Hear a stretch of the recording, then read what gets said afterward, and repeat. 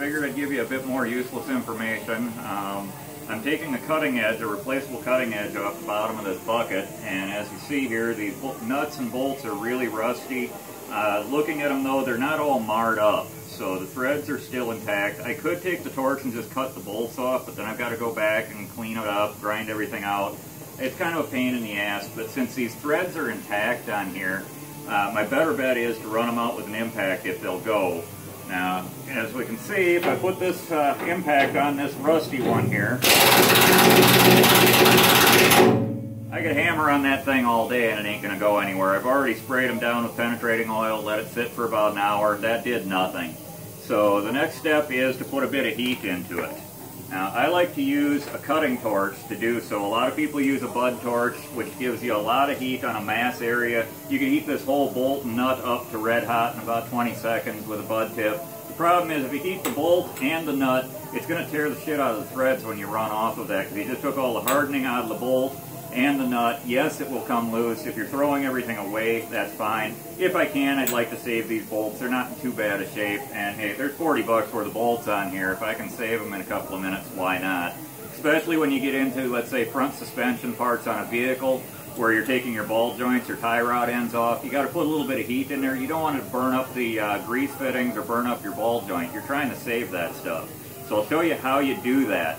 I like to use a cutting tip.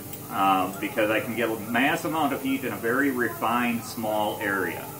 So I just fired up. I like to run a very hot cutting flame on this. So about what you would run to cut 1/2 inch thick steel is what I run for heat, because I'm trying to get a flash heat in here. I'm trying to get a lot of heat in really fast. There's two ways you can do it. You can either come at the corner of the nut and heat it. I don't like to do that because a lot of times it will melt that corner away. If the nut is at all compromised in strength, it'll melt the corner away, and then your socket stands a chance of spinning on the nut and you destroy your chance of getting it apart.